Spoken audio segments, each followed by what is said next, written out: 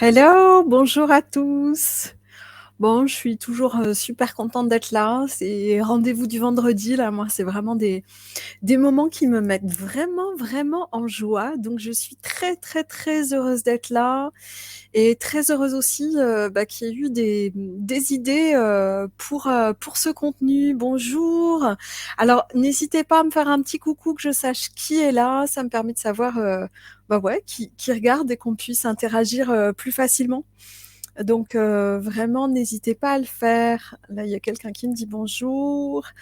Alors, il faut accepter les conditions de StreamYard pour que je puisse voir qui me parle. Alors, comme d'habitude, je mets en même temps mon téléphone pour qu'on puisse, pour que je puisse avoir les infos en même temps de ce côté-là, parce que des fois, j'ai un petit décalage.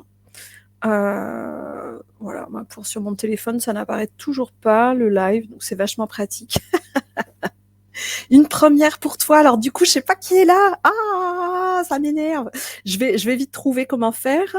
Je vous demande juste une petite minute que je retourne sur Facebook du téléphone parce qu'avec StreamYard, effectivement, ça me met simplement utilisateur Facebook. Alors c'est sympa, mais c'est pas pareil. C'est pas la même chose du tout quand on sait pas à qui on s'adresse. Voilà, ça y est, je vais pouvoir les voir. Ok, ça marche. Coucou Catherine et coucou Sandra. Ah, super. Donc Catherine, on se connaît déjà et c'est super parce que tu fais partie de l'inspiration du jour. Et puis Sandra, on a fait connaissance par Zoom il y a quelques jours et c'était vraiment, vraiment chouette de se rencontrer. D'ailleurs, j'en profite du coup pour vous dire si vous avez envie de prendre un temps de connexion. Moi, c'est toujours des moments que je trouve extraordinaires. On se prend 10 minutes pour faire connaissance. Bon, avec Sandra, on a largement dépassé les 10 minutes, mais c'est toujours vraiment chouette, je trouve, d'entrer en contact avec l'énergie de l'autre. Alors aujourd'hui, ce que j'ai eu envie d'aborder, il y a deux personnes qui m'ont donné l'inspiration, et puis parce que c'est vraiment des choses que je connais bien, parce que c'est par là que je suis beaucoup passée, c'est vous parler d'insécurité financière, parce que ça me semble être un sujet vraiment important quand on se lance dans l'entrepreneuriat, quand on a une entreprise inspirée, quand il y a ce feu sacré qui nous dit mais vas-y, lance-toi, et puis qu'en même temps, les résultats sont pas tout à fait au rendez-vous. Coucou Jessie. Alors j'imagine que c'est pas le vrai nom, mais je sais pas, mais bonjour quand même.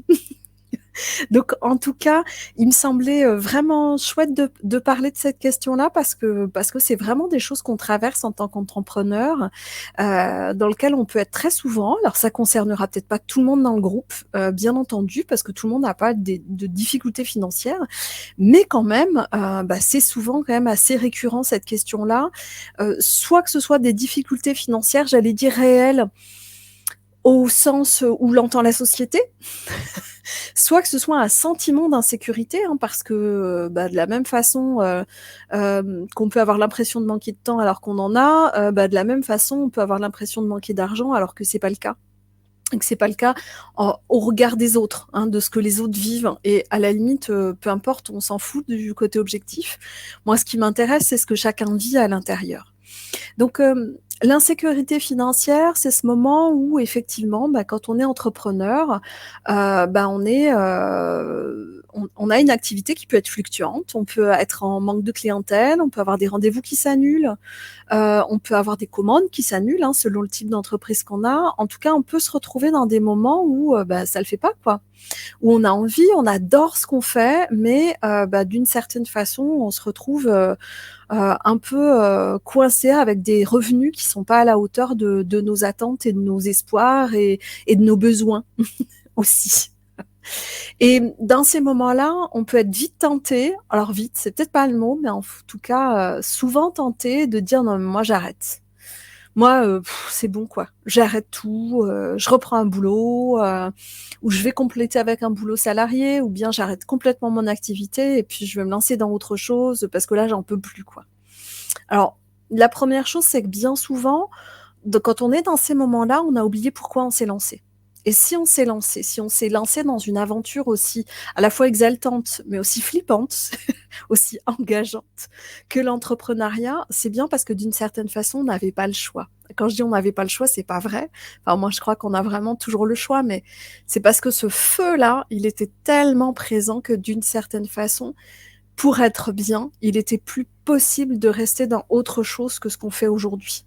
Parce qu'on avait ce besoin de prendre notre place, de d'être dans une activité, d'aligner en fait notre activité professionnelle à qui on est et de mettre à disposition du monde ce qu'on a aussi trouvé quoi sur notre chemin en fait, hein, parce que souvent c'est de ça dont il s'agit.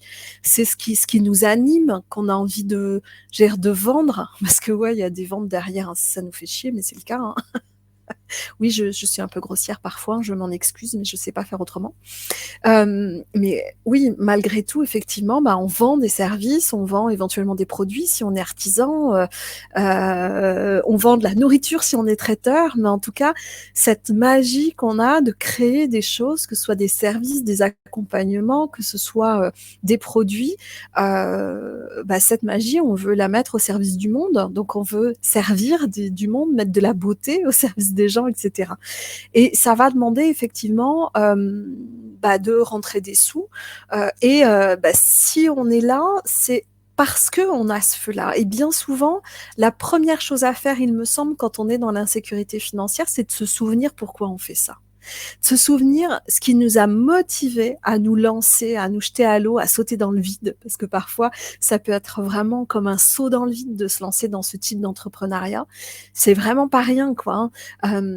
Et d'une certaine façon, quand on est dans ces moments-là de doute et à se dire non, mais je vais tout arrêter, parfois le truc, c'est qu'on va se dire non, mais en fait, ce serait tellement plus simple de reprendre un boulot salarié.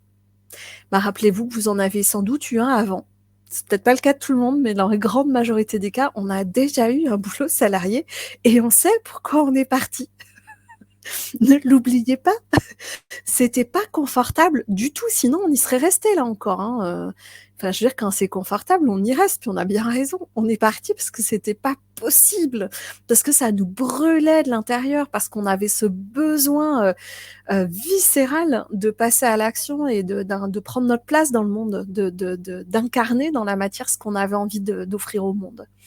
Donc ça, c'est la première des choses. C'est moi, je vous invite quand il y a ces passages-là d'insécurité financière, on se dit je vais tout lâcher, je vais prendre un boulot salarié. Souvenez-vous de pourquoi vous faites ça. Ensuite, prenez le temps vraiment de reconnecter à tout ce qui vous fait tellement vibrer dans ce que vous faites. Parce que peut-être que s'il y a de l'insécurité financière, c'est parce que vous avez un petit peu perdu de vue ce qui vous fait vibrer. Peut-être que vous avez fait des choix dans votre entreprise qui ne correspondent plus finalement à votre joie, à ce qui vous met en joie.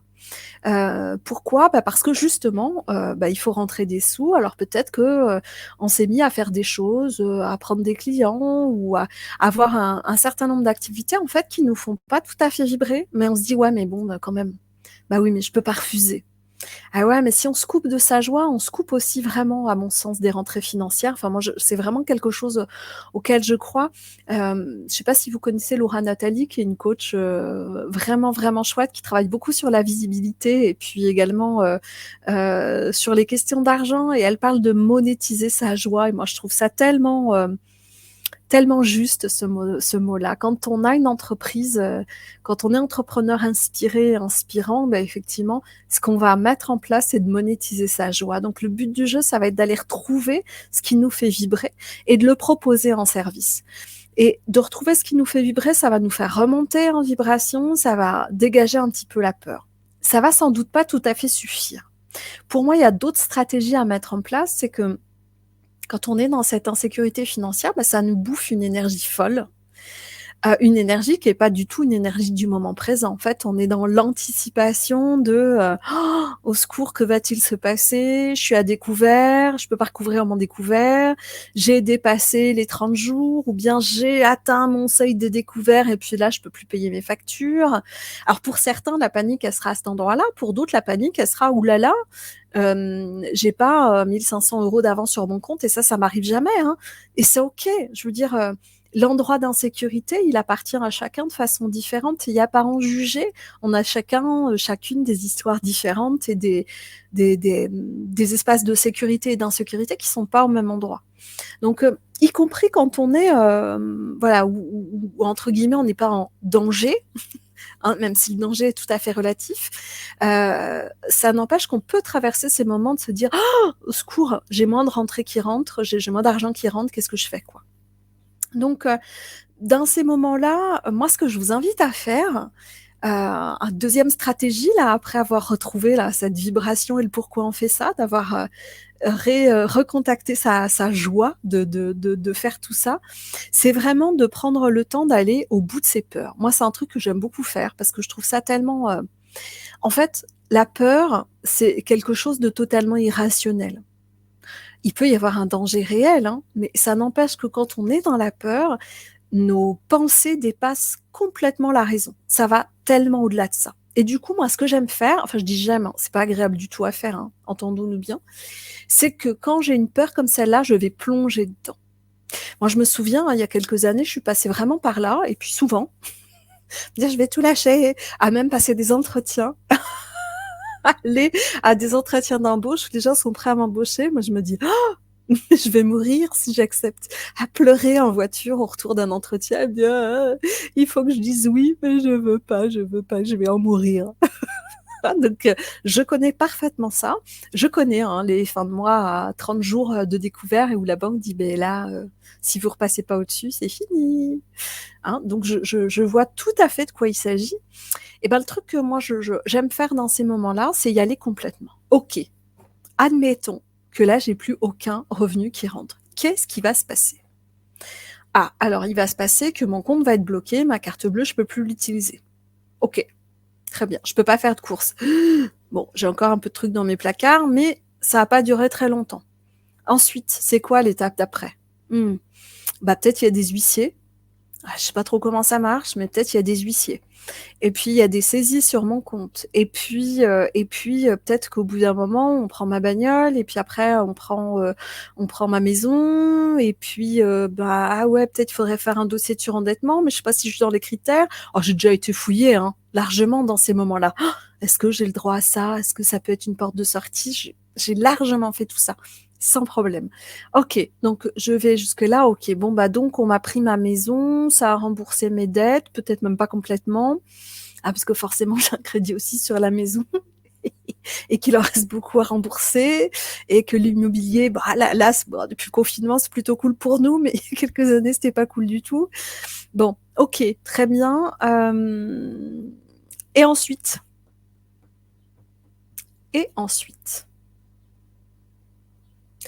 Quand j'arrive à cet endroit-là, toutes mes peurs sont déjà dépassées. Pourquoi? Parce qu'en fait, c'est déjà fait. Ce que je crains le plus au monde, c'est ça.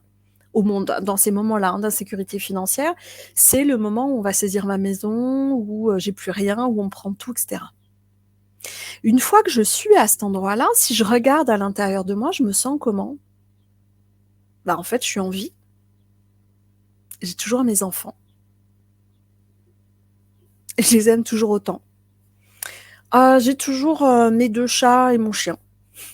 J'ai toujours mon mec. Oh, s'il m'entendait, il verrait qu'il passe après, c'est pas cool. Hein. C'est juste une question de... C'est venu comme ça, hein, donc excuse-moi.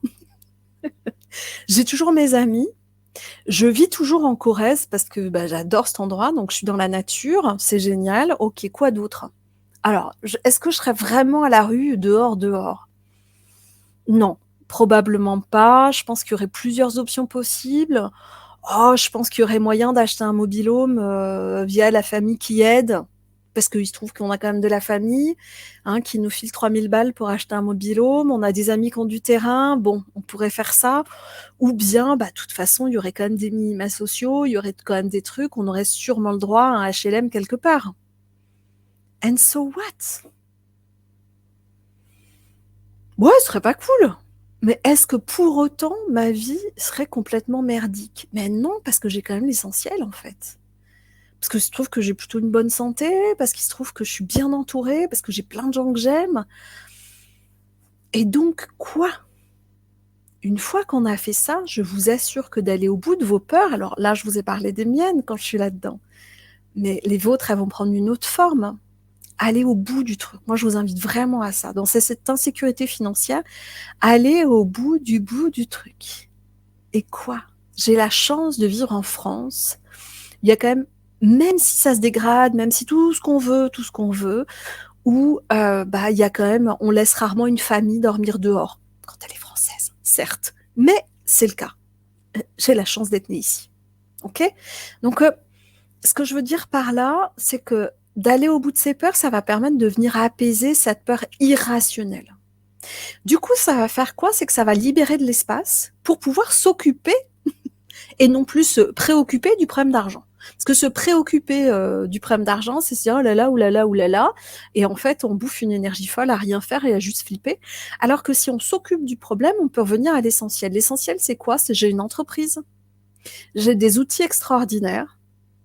Qu'est-ce qui me manque? Ce qui me manque, c'est probablement de communiquer sur ce que je fais pour avoir plus de clients.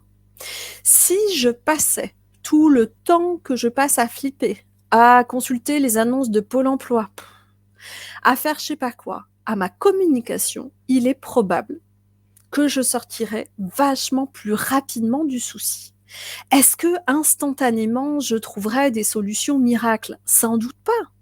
Mais c'est aussi qu'est-ce que ça me montre ça?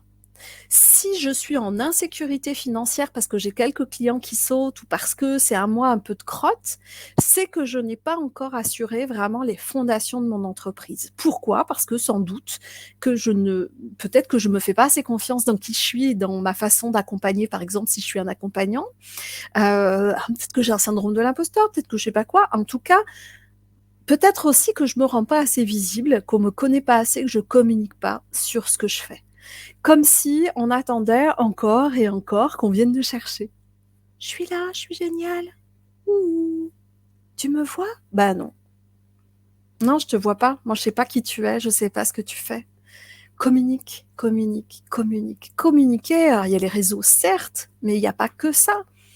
Organise un atelier collectif, des portes ouvertes. Il y a tellement de façons de créer de l'événement. Un atelier gratuit, une conférence pour parler de ce qu'on fait, si c'est en présentiel. Les réseaux, évidemment, c'est un super espace aussi pour communiquer.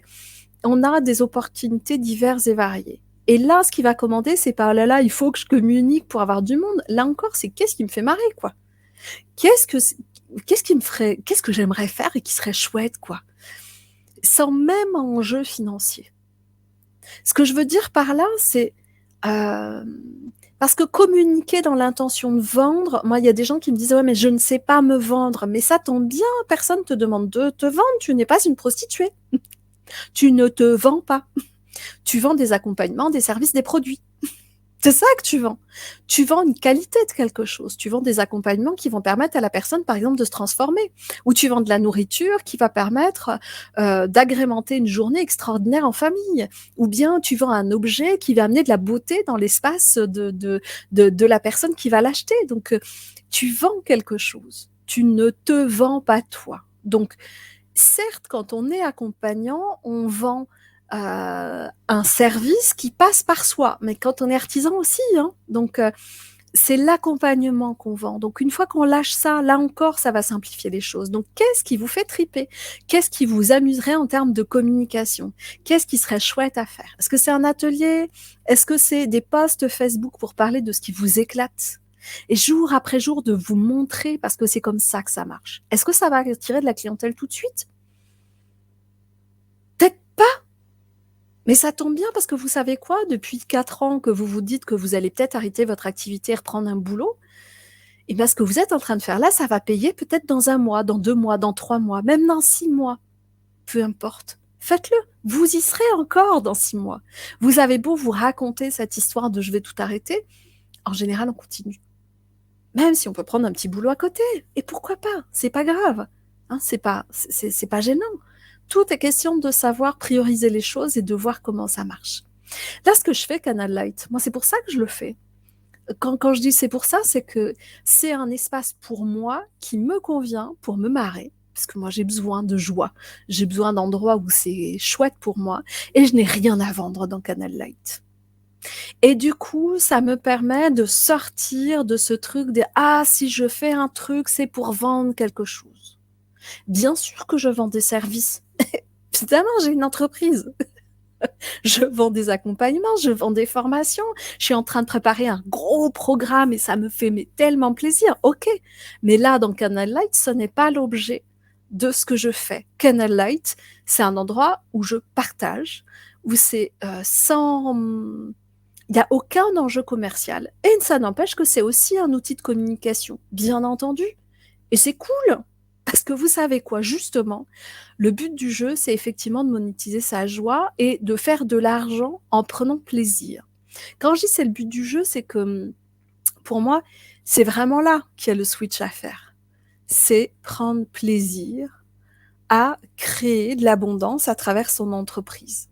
Alors, ça rejoint ce que Séverine a mis sur le tapis dans le groupe et que j'ai trouvé vraiment super. Je bois un verre d'eau. Séverine, qui va regarder en replay, elle ne pouvait pas être là aujourd'hui. Elle a mis un petit message tout à l'heure. Elle disait ah ouais, mais il faudrait aussi parler du malaise que ça crée de faire de l'argent dans le plaisir. J'adore cette question-là. Ah ouais. Alors pendant longtemps, on peut se dire ouais, moi j'aimerais m'éclater à faire un boulot et puis en plus en vivre correctement. Super, donc on travaille pour mettre ça en place et puis à un moment donné, il y a l'argent qui arrive. Et puis ce qui peut se passer, je ne dis pas que ça arrive à tout le monde, mais ce qui arrive régulièrement, c'est ce truc de tiens, mais je suis un imposteur en fait. C'est du vol. Parce que moi je travaille pas, je m'éclate. And so what? Quand il se passe ce genre de choses, il se passe quoi en fait? C'est juste une question de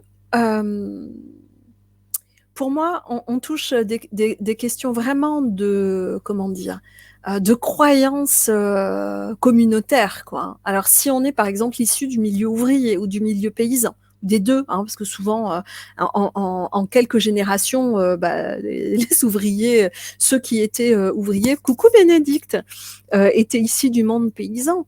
Et il y a vraiment cette notion de travailler dur pour gagner de l'argent. Et tout à coup, si on travaille pas dur, est-ce qu'on mérite? Ah, la question du mérite. La question, là, on est vraiment dans la culture judéo-chrétienne à fond les ballons. Hein. Donc, ce qui est intéressant pour moi, c'est de le repérer, ça. Quand il y a cet espace-là là, qui s'ouvre, de se dire, putain, mais en fait, peut-être je vends mes trucs trop cher parce que je me fais vraiment de l'argent, je gagne bien ma vie, et pourtant, peut-être ça me prend pas un temps fou. Et surtout, ça me prend pas une énergie folle, et même... pire que ça, j'ai encore plus d'énergie quand je bosse. Donc d'une certaine façon, mon client, il me paye, mais en plus, il me donne de l'énergie. Ouh, c'est pas beau ça. Mais si, au contraire, c'est magnifique. Et donc c'est vraiment, prenez le temps quand c'est le cas d'accueillir cet endroit-là, si ça se présente pour vous. Alors, ça se présente peut-être pas aux mêmes personnes qui connaissent l'insécurité financière aujourd'hui, à d'autres personnes qui seront peut-être en train de regarder ou qui verront en replay.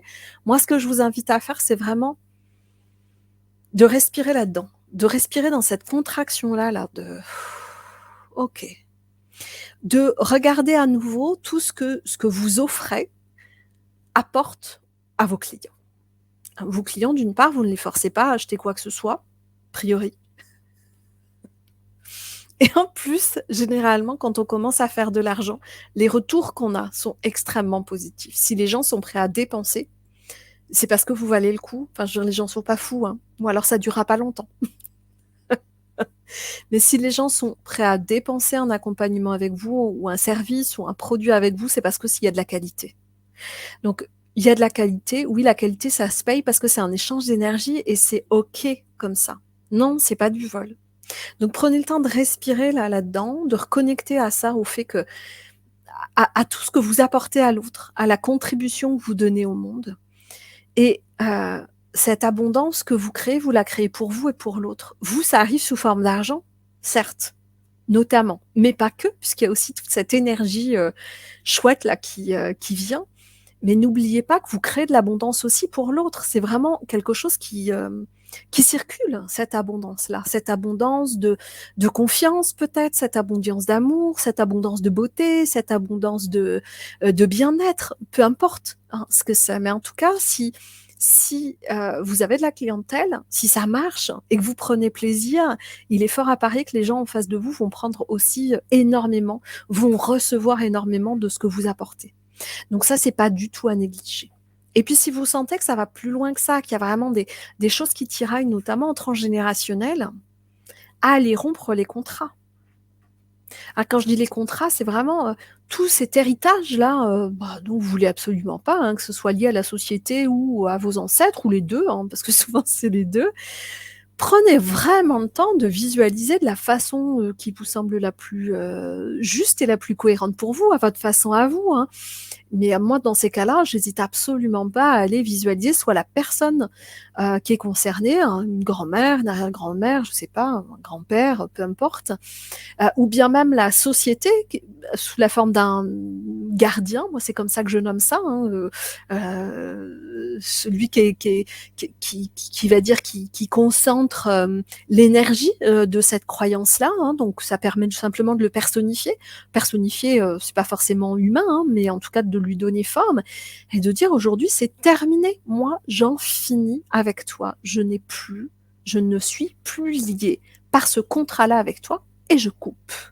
Alors ça peut être je coupe, ça peut être par affirmer qu'aujourd'hui je me libère de ces croyances et de ce contrat. Et j'accède à l'abondance infinie. Et j'ai le droit de recevoir. Et j'ai le droit de prendre plaisir à recevoir et à donner. Prenez vraiment ce temps-là, c'est important. Parce que plus vous allez créer de l'abondance dans la joie, plus vous allez contribuer à inverser ce qui se passe là dans ce monde où aujourd'hui, où il y a tellement d'inégalités, tellement d'intérêts qui sont complètement coupés du vivant. Et là, je reçois, hein, c'est pas moi qui parle, enfin c'est pas moi. Ça rejoint ce que je pense, hein, mais voilà. Plus vous allez incarner ça et plus vous allez diffuser ce nouveau paradigme sur Terre. Et la Terre en a besoin. L'abondance est un droit de naissance. L'abondance est à portée de main pour tout le monde. Et le fait de séparer l'abondance de la question de l'usurpation, du vol, de l'abus, va vraiment bénéficier à la planète tout entière et à tous les humains qui y vivent et à tout le vivant. Vraiment.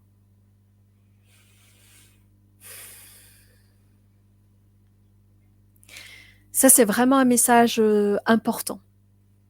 Vraiment important.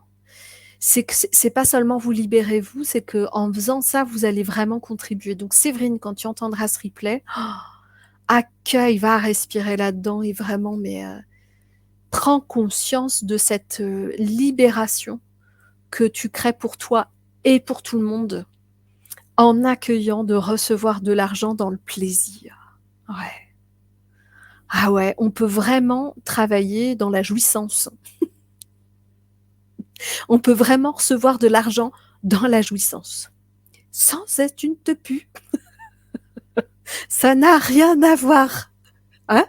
On peut enfin se couper de ces histoires-là. Et oui, a fortiori, quand on est une femme, je pense que ça joue encore plus ces questions-là parce qu'il y a vraiment cet égrégore-là de la pute qui est vraiment très, très, très présent. Une femme qui se fait de l'argent facile.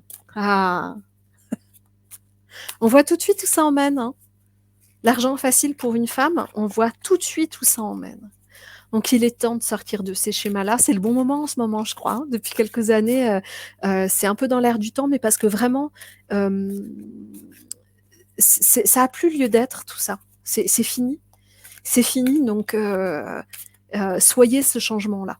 Soyez ce changement que vous voulez voir au monde, en fait. J'ai pris mes cartes, je ne sais pas encore pourquoi. Je vous ai pas laissé la parole, hein. Le flow était continu. Si vous avez envie d'intervenir, je vais tirer une carte. Mais si vous avez envie d'intervenir, faites-le. Au contraire, si vous voulez commenter, allez-y. Et juste une précision, croyez bien que c'est pas parce qu'on connaît l'insécurité financière que quand on commence à gagner notre vie, on ne passe pas par ce malaise-là. Non, au contraire. En général, les deux vont très très bien ensemble. Ça, c'est vraiment des questions de conditionnement, hein, du milieu d'où on vient, de l'histoire familiale, de l'histoire de notre classe, entre guillemets. Hein. Ça joue énormément.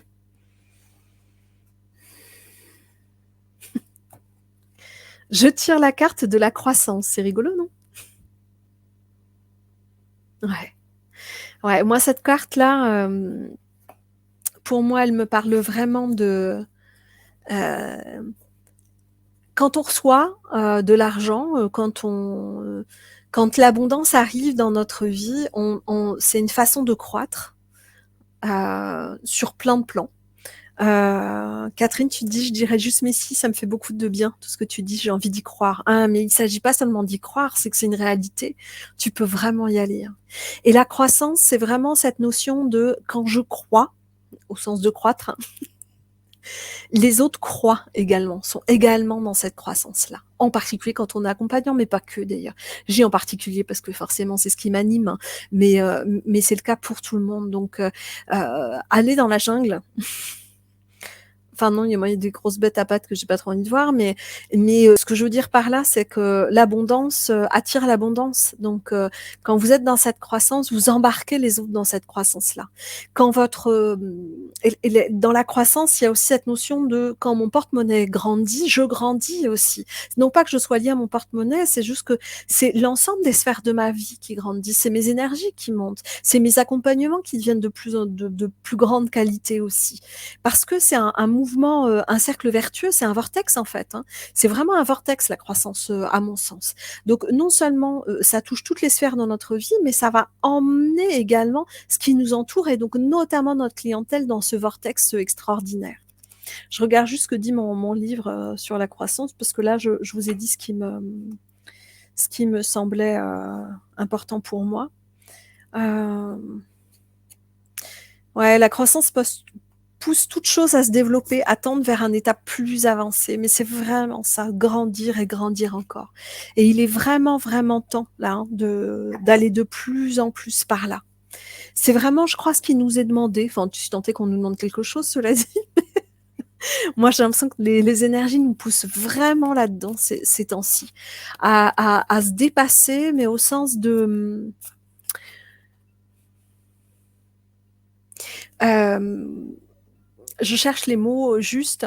En disant se dépasser, j'ai eu l'image qui est venue, mais pour me montrer que c'était pas ça, et je sens que c'est pas ça, du truc en force. Mais là, c'est plus ça. On n'est plus là. On n'est plus dans le dépassement de soi au sens de dépasser ses limites.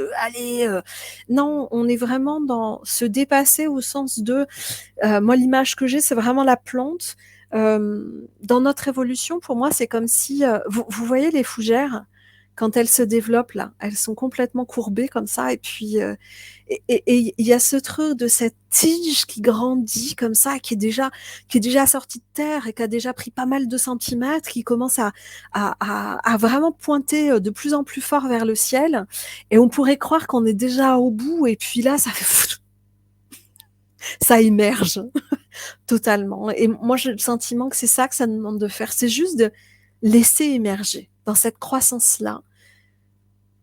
Il y a vraiment ça de juste laisser émerger. Il n'y a rien à faire en force.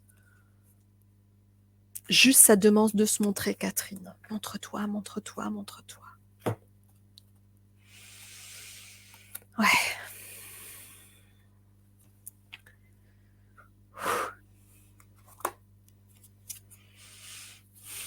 Ah, j'ai Jupiter qui arrive. Mon cher ami Jupiter. Enfin, je dis il arrive, hein, c'est comme si chaque fois il débarque. Mais j'ai ce sentiment-là, j'ai entendu comme je vais dire un roulement de tambour, pas du tout, c'était plutôt comme des bruits de sabots. Il arrive au galop, en disant ouais, c'est ça. J'aime beaucoup Jupiter, hein, oui, bah oui. Il fait partie de ce qui est là et de ce qui est vachement présent dans Canal Light parce que je pense que c'est lui qui l'a beaucoup initié. Ah, c'est son inspiration, en tout cas, qui m'a vraiment amené là, dans Canal Light. Ah. Une dernière carte, peut-être?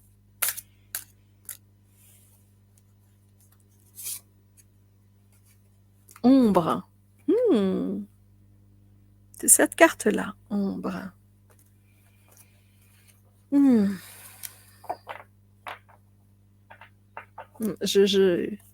J'accueille l'info. Je laisse venir ce qui est là par rapport à ombre.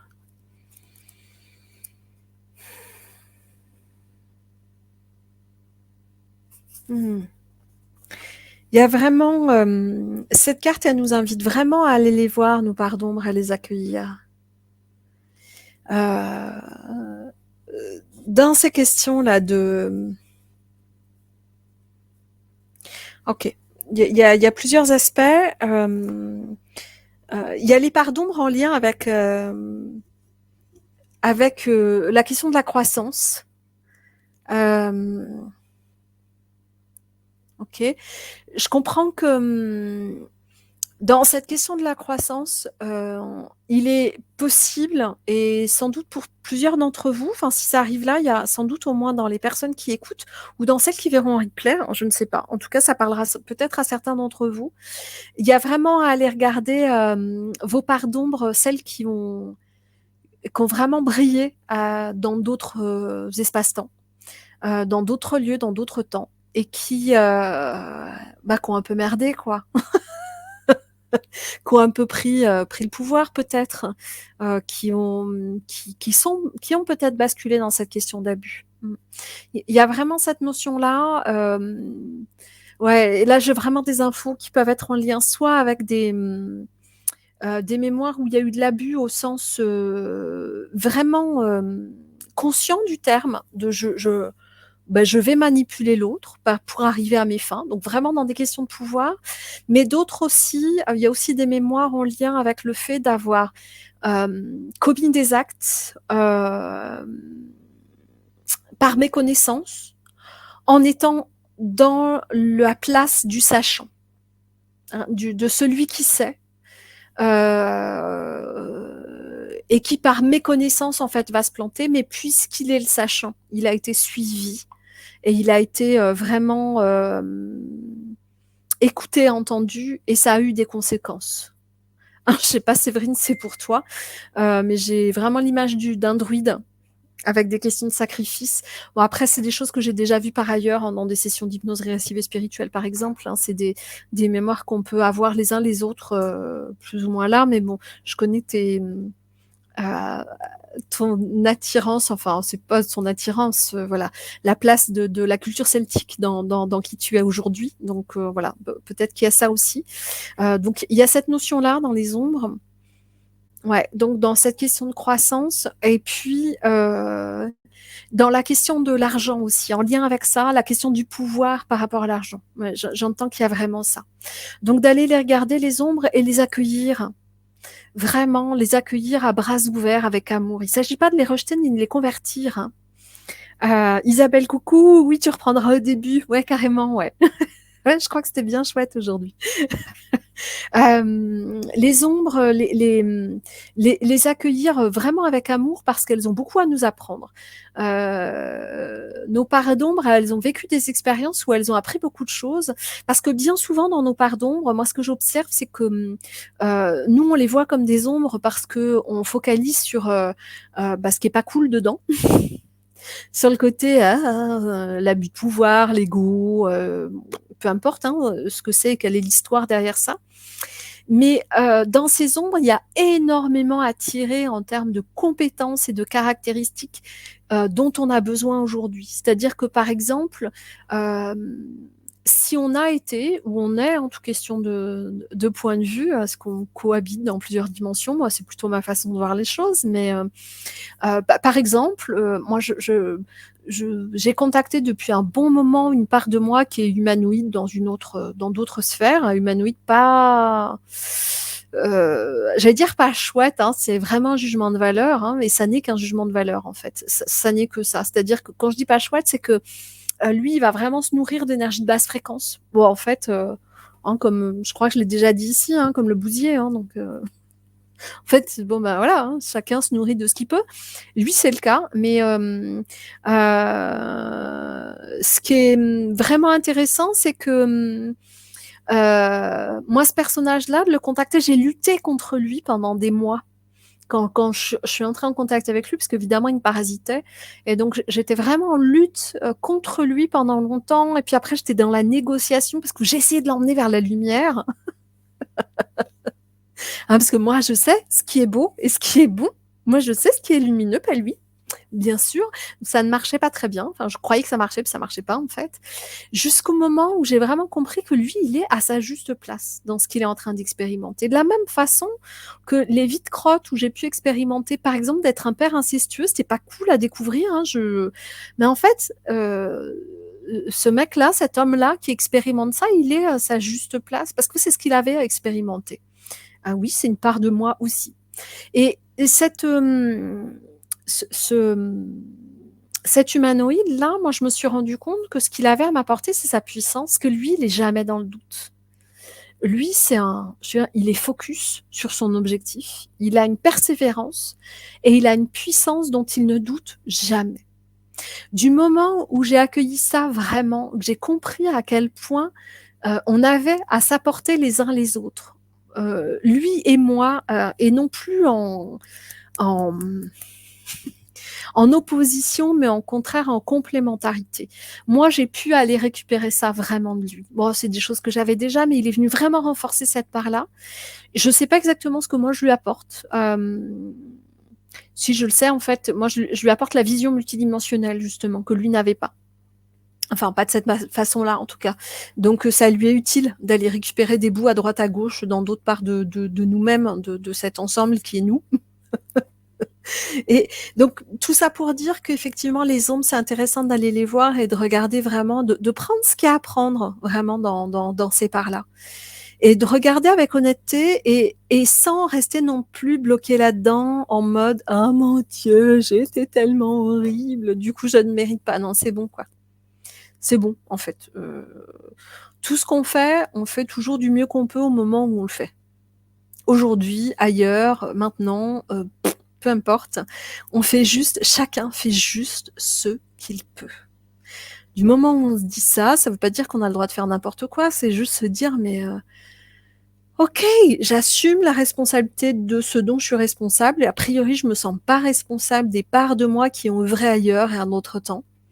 Bah non, je dis je ne suis pas responsable, c'est ce que je peux dire maintenant. Pendant des années, je me sentais terriblement coupable de tout ça, ce qui est un non-sens total. Hein. J'ai pas la main pour bouger ça. Hein, je peux agir sur le maintenant. Donc, ce que ça vous demande, c'est juste ça. C'est que d'accueillir ça, d'accueillir ce qui est là, les infos que vous avez. Tu dis, Isabelle, oui, pas facile d'assumer, mais l'univers ne juge pas. Non, non, parce qu'il y a rien à juger. Il n'y a pas de bien et de mal, ça n'existe pas, c'est tout. Hein. Donc, vraiment, on n'a pas à assumer quelque chose que... Enfin, moi, c'est pas Céline Perrin qui faisait ça. Hein. C'est l'humanoïde, c'est le machin, c'est le truc. Ok. Sur les vies humaines, souvent, c'est en lien avec des souffrances, en fait. Ou de la méconnaissance, ou il y a toujours une bonne raison, entre guillemets.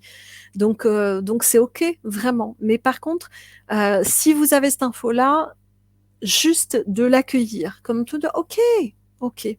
Hmm.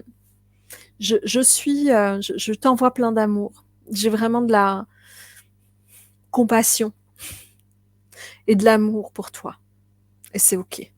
Pour toi et donc pour moi, hein, puisque c'est une part de nous, c'est nous aussi. C'est un peu compliqué tout ça, mais voilà. C'est ça que nous amène cette carte de l'ombre. De regarder ça. Dans ces histoires d'argent, il y a beaucoup d'ombres qui se cachent, généralement. Beaucoup, beaucoup de parts de soi, parce que la question de l'abondance sur Terre, elle est forcément toujours présente, puisque nous sommes dans la matière. Donc cette question de la matière qui est là ou qui fait défaut, ça fait souvent partie de nos histoires et de nos mémoires. Ok.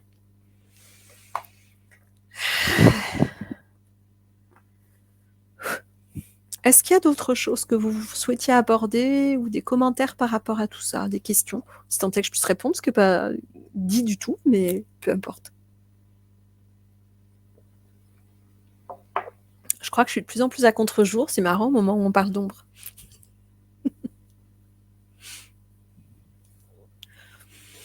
C'est bon pour vous? Ben, je vous remercie de votre présence.